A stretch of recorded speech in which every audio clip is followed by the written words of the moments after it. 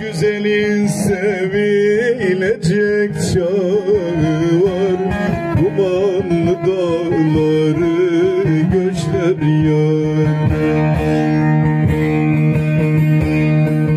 Duman dağları nazlı yarinem, dumanlı dağları göçler yar.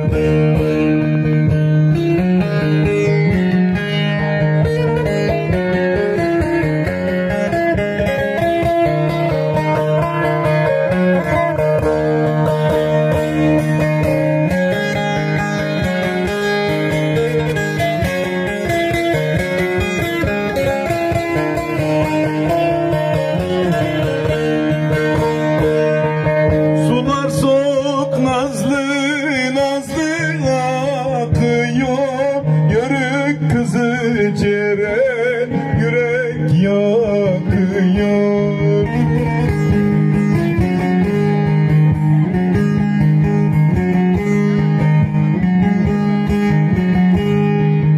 Eller kına zülük kekik kokuyor, Toros dağlarını göçler yördü. Duman dağları göçler yardı, yörük kızı yaylasına vardı.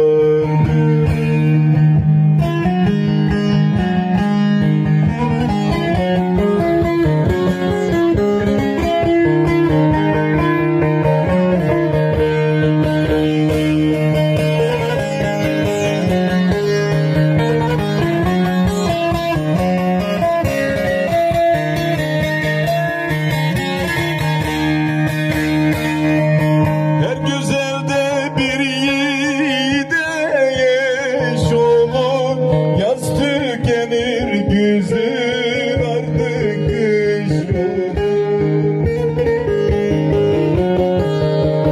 Güz gelince bahar bize düş olur.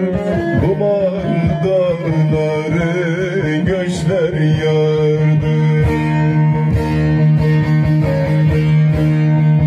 Duman dağları göçler yardı, yörük kızı yaylasına vardım.